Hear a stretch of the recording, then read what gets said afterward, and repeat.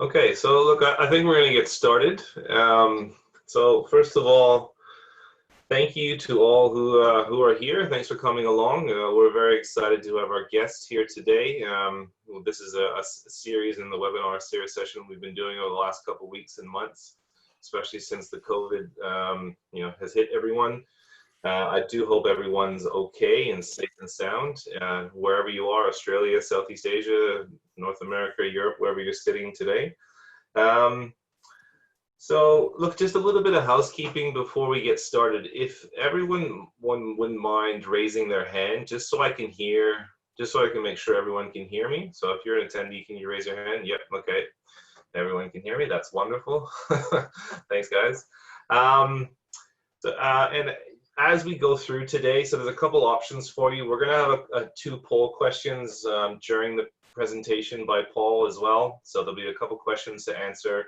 And if you have any questions specifically to Paul that you'd like to raise, there's an option in the webinar where you can type questions away.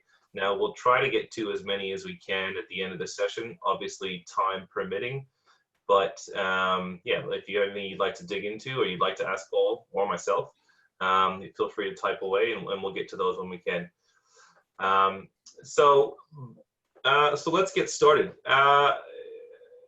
Before we jump into Paul and to Yojee and the last mile delivery, I just want to give a quick introduction to myself and our business as well. So I am the owner of Bastian Consulting. We've been around for a number of years here. We're based in Sydney, Australia. We are a executive level supply chain search business. And we were operating in most of the Asia Pacific markets, all the major hubs. Definitely, we have some experience in sourcing senior leaders. And that's actually how I came across Paul. So I've known Paul a few years now. He's a personal friend, but we've also had some working experience together. Now, Paul has been in the supply chain software space, supply chain consulting environment for 20 plus years. He's worked for companies like Accenture, Toll. He's ran his own management consulting practice, which I know was very successful for a number of years as well. And then Paul and I actually got introduced back in 2017. I was recruiting a CIO position for a company called OpenPort. OpenPort was a logistics blockchain startup business based out of Hong Kong. And so we got introduced through that process, and I actually ended up placing Paul into that role as well. And so we've just kind of built on that friendship and working relationship as well. And that's kind of how we got to here today. Now, Paul is currently the Chief Experience Officer at Yojee, and he handles a number of responsibilities, and they're forever growing.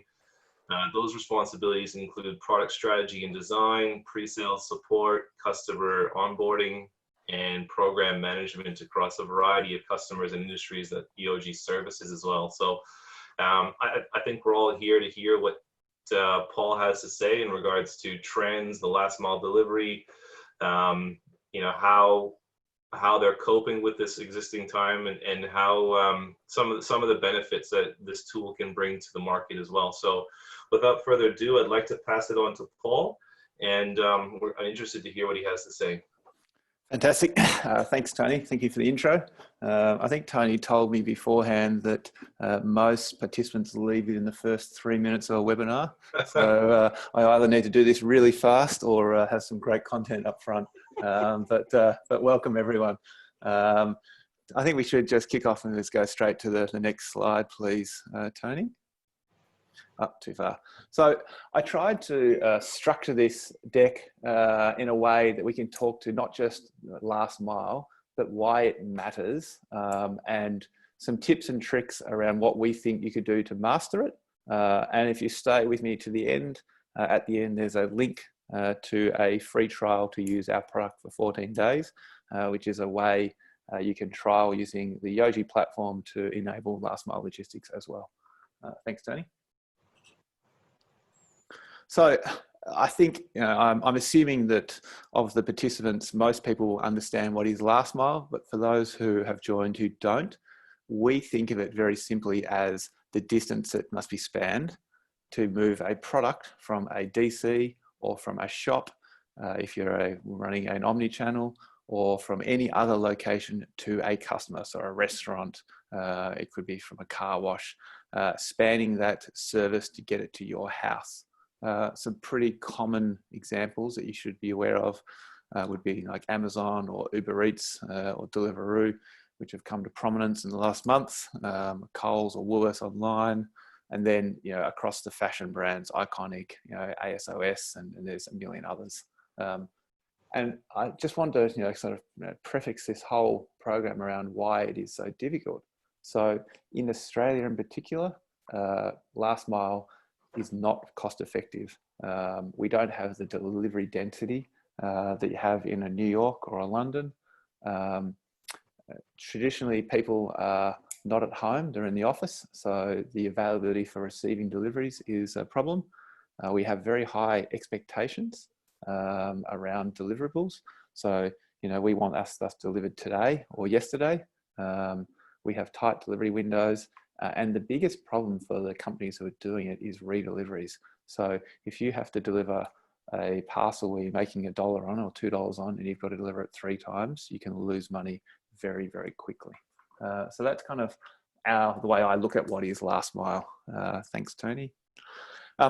Just to, you know, sort of give some background around how prevalent is last mile. The trend is very much heading this way. So e-commerce, which is the driver of last mile, is growing at a rate of knots. You know, and this is just looking across Asia. We're talking, you know, 93% of people have gone and searched online to buy a product. Now, that's not saying they're buying all their products online, but there's definitely a trend to buying some products online. And even more interestingly, and this is driving the growth of apps, 70% of those people have done that via a mobile phone. So that's just some idea of what the, you know, what's happening around the world in terms of growth. So pre-COVID, there were some pretty significant challenges to last mile. First thing first, most of the early adopters weighted towards the sub 45-year-old demographic, people who are familiar with phones and online, not concerned about putting in a credit card. The second one comes to, and I've got 2 graphs here to kind of demonstrate this. First is what the consumer is looking for. So the consumer needs it to be cheap and convenient, and they need it to be a positive user experience. If you can do both those things, then from a consumer perspective, I'm happy to go and have things delivered to me on the last mile. On the right-hand side, from a seller or from a person who's operating a last mile or an online business, you've got to make sure you get the offer, the model, and the execution right. Unless you get those 3 things working concurrently, and so therefore you've got, you know, high levels of service, efficiency, and you're actually making money, that leads to success. But if one of those 3 pillars is not operating correctly, you will not have a successful online business. These things were documented in Jonathan Reeves' great book, Retail's Last Mile. I'd highly recommend you search that online and download it. But these challenges were here pre-COVID. Do they still exist post-COVID is probably the key thing. So let's go and have a look. So what's happening now? The figures I could get on statistics at the moment, that as of mid-April, we had online growth of 68%.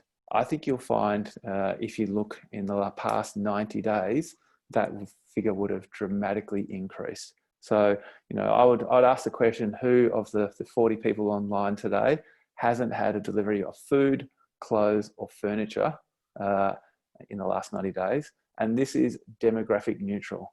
It's my parents, it's your parents, it's us, because, and this is the key thing, what has changed? Well, first thing first, your consumer options have reduced.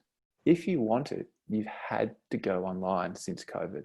You haven't had the opportunity of going and buying it, so you've gone online to get it. That's been a big driver towards this. Other things have changed. So supply dynamics have changed dramatically. So we've had customers coming to us who supply groceries and fruit and vegetables to restaurants. That sector is dead, so they're looking to transform. We've seen people looking at the economics of delivery and throwing it out the window. So if I'm a restaurant and I don't have any customers and I can still survive by delivering meals to your house, I'll do it.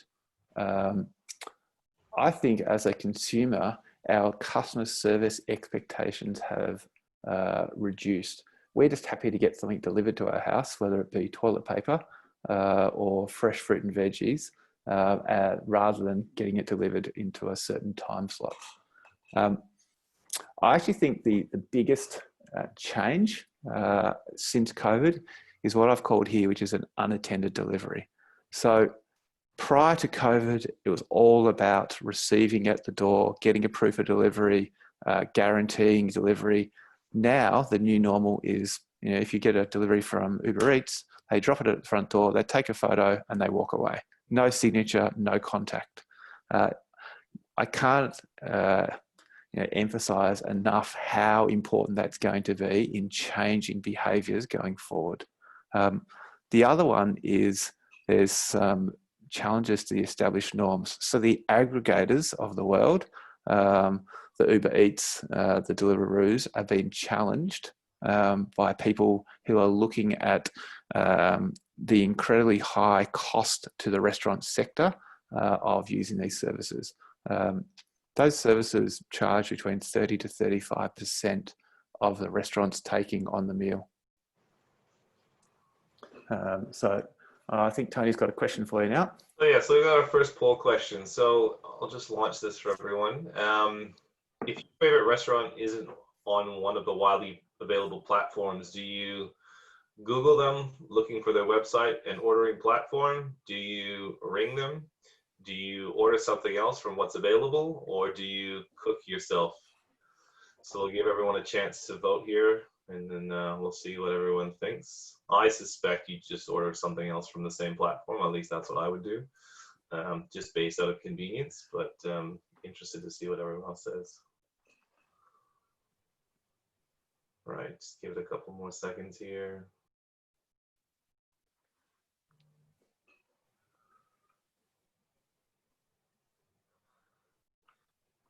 Okay, I think we're pretty close.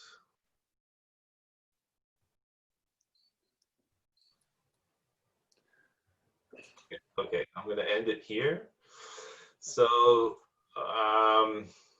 the majority, 40% of you said you'd Google them looking for their website and ordering platforms. So that's a bit of a surprise to me. Paul, what do you think about that? That's actually a real surprise. I actually made the assumption, and the reason I put this question in, that most people would order something else from what's available. But interestingly, this supports what we've been seeing with a lot of the restaurants looking to aggregate and form their own platforms and form their own delivery services and become far more localized. So that's interesting, and that really supports the way we're seeing things go at the moment. Okay, thanks for that. No problem. All right, so here we go. Yep. So yeah, there's a perfect segue into what are we seeing in terms of new models. So up until this point, food and clothing have really dominated this sector.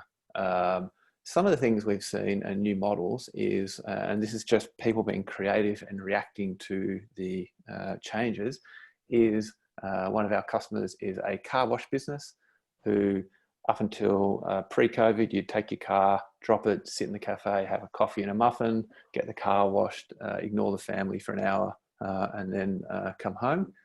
Now they're offering for $10, they will come and pick up your car, take it and wash it and return it. For me, I would take that hour and a half back in my life and pay the extra $10.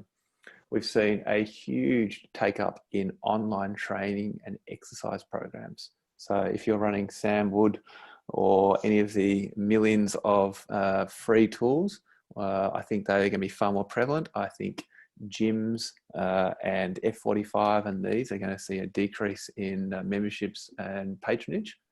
The biggest one is this dominate the global giants. So the aggregators are being challenged and will continue to be challenged.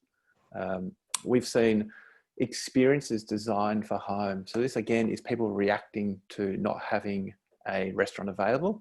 The restaurants are saying, how can we get quality food to you, the home cook? We've seen customers who are doing seafood, and it's export quality seafood available at home. I'm not sure if anyone was on Instagram pre-Mother's Day, but I was inundated with ads for oyster delivery, champagne delivery, lobster delivery, any number of these experiences, which previously just weren't available. The other one we've noticed, and we've been talking with a client here in the city of Melbourne who uses e-bikes to do the last mile component. That changes the economics substantially. And I think we're predicting that is going to continue to be a huge growth area in the CBD districts. Sorry, that e-bike space, that was one that I definitely, it's an interesting one because the delivery windows that some companies guarantee for specific products, or the service or the user experience that comes with delivery times. Can you just go into a bit more detail about the e-bike space? And I'm bringing this up because you had shared a little bit more information pre. Yeah, sure. So, so this company in the city of Melbourne is actually a not-for-profit, and they use e-bikes they've got some contracts to service both GoGet and FlexCar. So they actually send out someone who I think they redeploy youth into their program as well. They send them out on the e-bike. They turn up to FlexCar with an electric vacuum on the bike. They clean and service the car, and then jump on the bike and go and do the next one. If you extrapolate that out, I think you could see, this kind of e-bike usage being used to do deliveries. We're seeing, as we've been talking to the City of Melbourne as well about how they can reduce congestion in the city, and they're looking at putting multimodal hubs around the outside the city and using e-bikes for doing the last mile into apartments. I think you're going to see, as part of this, aggregated models across the suburbs as well. So rather than me receiving a delivery this morning from ASOS and one this afternoon from Athlete's Foot and one from somewhere else, I think you're going to see aggregation across those. So people setting up localized hubs in high dense suburbs where they will receive parcels from many different places, and then I can receive one delivery to my house rather than 10. So I think you're going to see this changing of the way that things get delivered to your house. So the other one I've put is anyone who lives in the suburbs like I do would have seen in the last few months that family time seems to be back on the agenda. I've never seen more people out riding bikes or hanging out together and kicking the footy. I think that's going to lead to what I've said, more creative receivables at home. So the big challenge at the moment has always been getting something received at the house and getting a signature for it. That still hasn't been solved. Whether it's a locked box at the house, whether it's Google's idea of having access to your house to drop it inside, I still think that is a barrier. It has been removed during COVID because we have been home and we've been more accepting of it. So, this, for me, these are the new models. We're not there yet. We need to solve home delivery and I think I saw a question pop up from Carsten around security. We need to solve the security for the home delivery. That, I think, is still the big stumbling block. I was talking to a colleague earlier today and he was asking me about customer experience. That's what I do for my day job. And I thought it was a perfect thing to add in here. And I'm just putting my hat on as a consumer. What do I want if I'm getting home delivery or last mile? First thing first, I want what I've ordered to arrive. Nothing frustrates me more than ordering 50 items from a grocery chain and having either a substitute item or not have the item arrive. I want to guarantee the delivery is going to happen on a certain date and time rather than being given a range. I want an ETA. I want also the ability to return it. So I think that service is provided very well by some of the retailers where you can order 5 items and send back 4. It needs to be cost effective for me and for the person who's providing the service, and it needs to have minimal impact. The only reason I'm going to go online to get something delivered to home is if it's more convenient than getting in my car and going to the shop. So I think that the big question coming out of COVID, is this just a trend or is this a paradigm shift? So is this the thing that's going to bring density to make online viable? So I've put in here a little bit tongue in cheek, but are we returning to the milkman, butcher and bread days? So I asked a couple of questions, and these are more rhetorical questions, but if you could get your car washed for $10 and have it picked up and delivered, will you? I think I would tick. If I could get export grade seafood delivered to my house, would I still go to the market? Maybe, but maybe less. This one is and this is talking about, kind of what is possible. If I put in my calendar that I'm having a dinner party and I'm working with Google, and Google has got a little piece of AI running in the background, and it says, oh, Paul's having a dinner party on Friday, and these are the guests, and last time Paul ordered X from Dan Murphy's, I better order it for him. And it just sends me a note saying, hey, about to place an order for this wine, and you just have to say yes. I can tell you now, that would be the sort of service I would sign up for, because it is making my life easier. It's preventing me getting the look of disapproval from my wife when 10 minutes before guests arrive, I've got to run out and buy wine and beer. So, I personally believe that this is a paradigm shift if we can solve the problem of cost. So how do we do that? I've said here, consolidation of services. This could be, and we're seeing this as some of our customers, localized restaurants getting together and sharing a platform, an ordering platform, and sharing a delivery service. So they can then compete against the aggregators. They can offer you that delivery at way lower cost, great service, and you support local. I talked about consolidation of services into a single delivery service. So if I can receive 1 delivery a day with food, clothes, and medicine, so I don't have to constantly be answering the door, I think I'd be doing that. And if I talk to some of my colleagues in Singapore and Malaysia who are in lockdown in condos at the moment, they said the stream of bikes and mopeds and couriers coming in and out of their condos has just been incredible. They said the volume of deliveries has just been incredible. And it's just, a single motorbike turns up, here's your Uber Eats, single motorbike turns up, here's your bottle of wine. Really ineffective, really frustrating, and hard for the condo to control the delivery process as well. So a little bit like when you're delivering 1 pallet into the back of a store, ideally you want to deliver 10 pallets instead. We need to look at how we can consolidate home delivery services. The biggest thing and the biggest reason why I think this is a paradigm shift is around volume. In transport and logistics, volume equals cost savings. So the more people who order online, the more things that get delivered, the more density the population is, the more drops you're doing in a per square kilometre, the more cost effective it becomes, and the more viable the service becomes. So this is my view, is that it is definitely a shift. We will definitely see a drop off, but I think home delivery is here to stay and is going to continue to grow.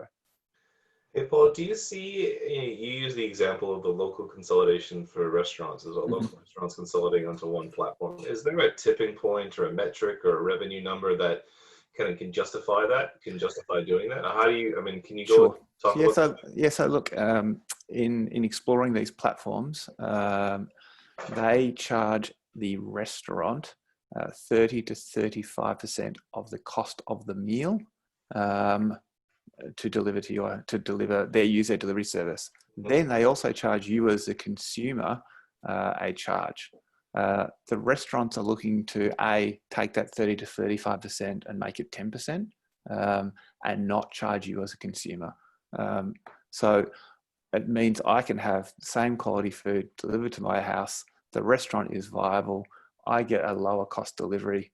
You're not supporting a global aggregator. I think, and looking at the poll question, which was quite a surprise, where people said they go online and search, that really supports this thesis. Do you think there'd be a trend of having too many platforms? Like, as a consumer, I know that it's easier if we have one or two or three, like Menulog, Uber Eats, and delivery as an example. There is. I think the power of the platform, and it's the same with like Afterpay as an example in the financial services. The power of the platform is their reach, scale, and marketing opportunity. Okay. But I think we're seeing with COVID a return to more localized consumption and more localized demand. Yeah, okay. Thanks for that. Oops, sorry. So poll question number 2 we've got for everyone. So I'll just launch this here. So what is the number one experience request Yojee fields when talking to customers? Is it like hailing a cab, like service offered by X courier company? Is it an Uber-like service, or same as getting a delivery from Aussie Post? Paul, what do you think people are going to say here? If it's not option C, I'll be shocked.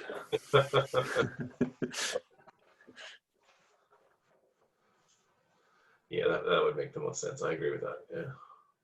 So, and the reason again for this question is just Uber has driven a trend towards using your mobile to track and trace a driver, but people want to apply that experience to everything. If I'm getting a delivery of food, if I'm getting a delivery of clothing, if I'm getting a delivery of wine, I want to go onto my phone and be able to see where my delivery is, when it's coming, when it's going to arrive, so I can plan around that.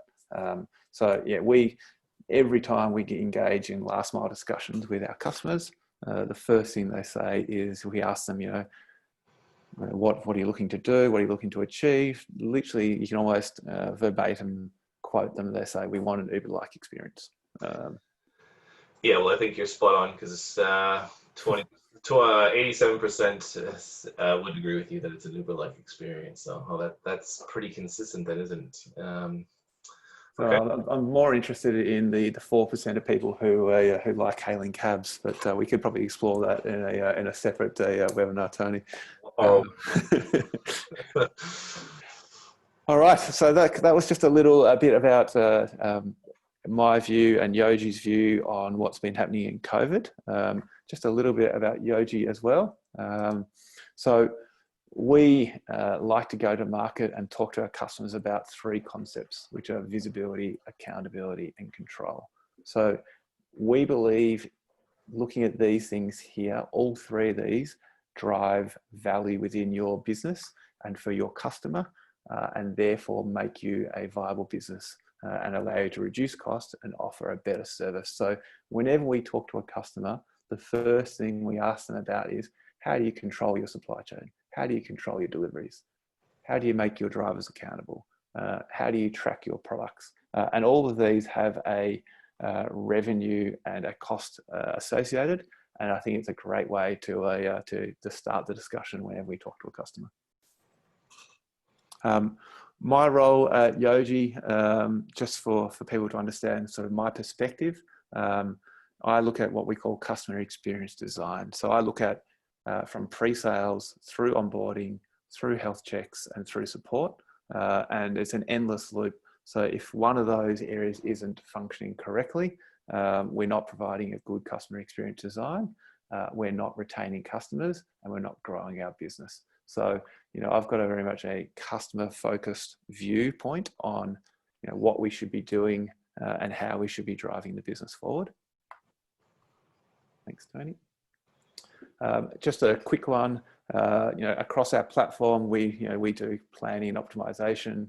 We can do multi-leg, so consolidation, which is more focused on cross-border. So say Singapore to Malaysia, into Thailand, and up into Vietnam. Of course, we've got our Uber-like driver application. We have live tracking.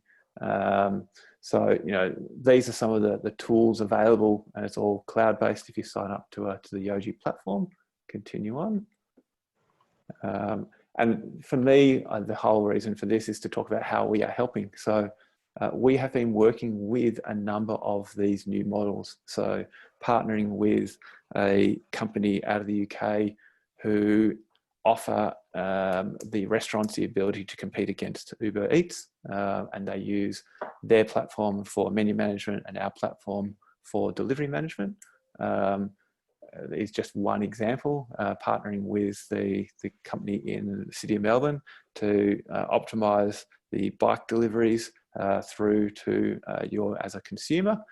So coming back to visibility, accountability and control, and providing an Uber-like experience, we have to make sure our app is as good as or better than what Uber can do. I've put a link here. I think, Tony, you'll also include this in a follow-up email. But if anyone would like to look at Yojee further, you can reach out to me and Tony will provide details. We're also happy for you to join our free trial. So you can click on the link and sign up and use the tool yourselves. Great, thanks, Paul. Yeah, so just to confirm that we will be sending out a follow-up email with Paul's contact details, a copy of the live recording as well. So there's a question in the question sections about, do we get access to the decks following this? Yes, you will. So we'll send out a copy of the recording, the link for the 14-day free trial, and also Paul's contact details. So if you have any questions or comments or just want to have a general chat with him, you can go direct to him. So we do have a couple questions just to close off the session. So I guess in no order of importance, Paul, question from the group. How do you see the ongoing development of storage locker solutions, i.e. Australia Post Lockers or other players like a European company, Claveron, to provide? Yeah. So I think the storage lockers is a creative solution to home delivery. So it's basically saying if you're having something valuable delivered to home, you can get it delivered to a storage locker. I just haven't seen adoption of it yet in the market. I feel it's one step better than having to go to the post office with the dreaded paper slip to pick up the item that wasn't delivered. It's certainly an improvement on that. But I think as a consumer, we really want things delivered to our house, not to a locker. So we are going to need to have either a locker at the house or give people the ability to deliver to the house, via smart locks or whatever it may be. But yeah, I'm not seeing the take up of them across Australia. Sure. Now we had another question. Besides local aggregation, what other tips might there be for optimizing last mile delivery and transport costs? Yeah, it's all about reducing your costs. So you've got to make sure you've got delivery density. You've got to make sure you are managing your labour correctly. You've got to look to use efficient, low-cost vehicles. Electric would be very important. You've got to reduce the instances of returns because they're the ones that kill you, returns and redeliveries.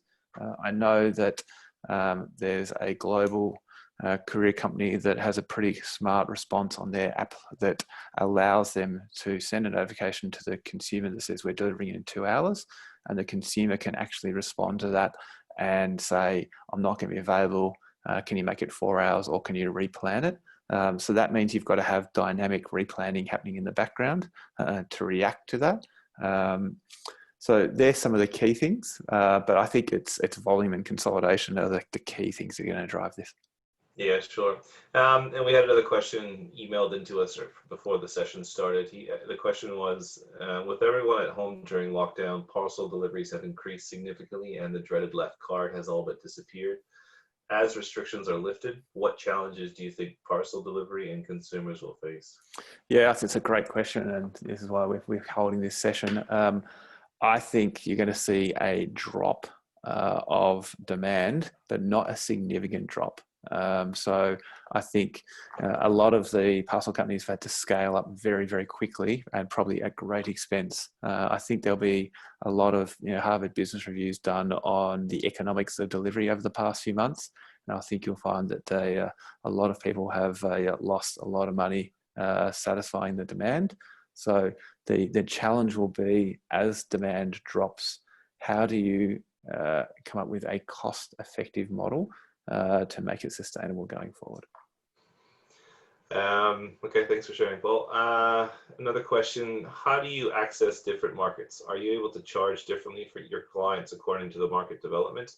I guess they're talking about Yojee's. Yeah, so we do. We actually have a tiered pricing model, which responds to the economics of each country. So we can't charge the same in Indonesia per delivery as we could in Australia or in the US, as an example. So yeah, we have a tiered structure. Sure. Do you see the need for local government in enabling and encouraging cross-platform, cross-enterprise collaboration for home delivery, or do you think? No, I actually do. I mean, that's we've been doing a lot of interesting work with the City of Melbourne and with the Lord Mayor, who's really keen to see last mile become really prevalent in the City of Melbourne. The City of Melbourne are very proactive in seeing the high volume of trucks running around the city doing home deliveries and looking at creative ways to solve it, because they believe a lot of the congestion in the city is coming from it. So I do think local government has a very critical role to play in this. Yeah, okay.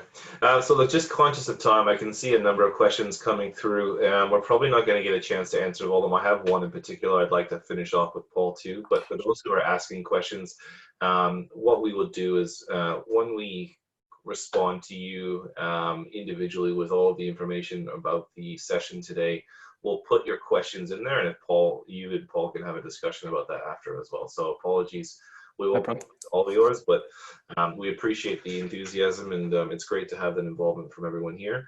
So I guess I just wanted to end today's session. So as I mentioned at the beginning, you know, we do executive level search and recruitment work for supply chain leaders. And one of the themes that is consistently brought up, and I'm having discussions all the time now, is around vendor selection, right? So vendor selection, I've never been in that seat. I've never had the responsibilities of selecting a major ERP or a functionalist specialist tool. But I feel like 10 years ago when I first got into the space, it was a much easier, maybe because of lack of choice, easier process to go through. So can you just talk me through, into the group, some of the challenges around vendor selection? And because there's so many more options in the market now, and some of the responses you see from customers as well? Yeah, for sure. So I think from a client perspective, going through vendor selection is scary. In Australia, we normally rely on word of mouth and referral as the first place to start looking. We don't look broadly outside of Australia. We normally look within Australia as what's available. The number one thing you need to do is you need to determine what your objective is. So what is it you're trying to achieve? How is that going to deliver value for the business? And what do you need to deliver on that? From there, you need to have an idea of the sort of things that you need to drive that. What we find is a lot of people have an idea. They go out and talk to 50 vendors and then go, oh, that one looks pretty cool and looks pretty. Let's go turn it on.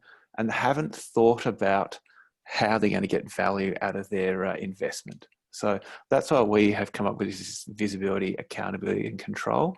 When we come and get asked to present to someone, we bring it back to what is the objective you're looking for? How are you going to get value? This is how we can deliver value, and this is why you should choose us. The other thing we've seen is there is, in the smaller market, a expectation that they can buy a piece of software which is a miracle cure, which they can buy and turn on and fix all their problems. And they forget about the challenge of making that software work within their business. Whether you are a large company or a small company, when you're putting in a new tool or a new process, it comes with challenge and change. And you know, you're not buying a mobile phone and turning it on, you're buying a process. So Yeah, that's a challenge.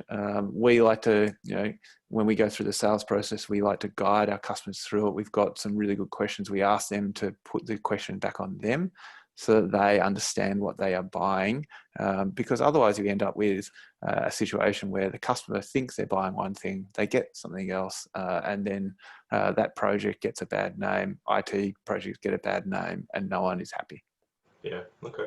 Yeah, it's just an interesting topic because there's so many specialist functional tools now compared to the major ERPs, right? And so you may need a multitude of platforms, and it's just something that you hear a lot of leaders talking about. Obviously, digitization is an overly used word. Yeah. It's still, there is a lot of So, leaders out there who struggle with that topic.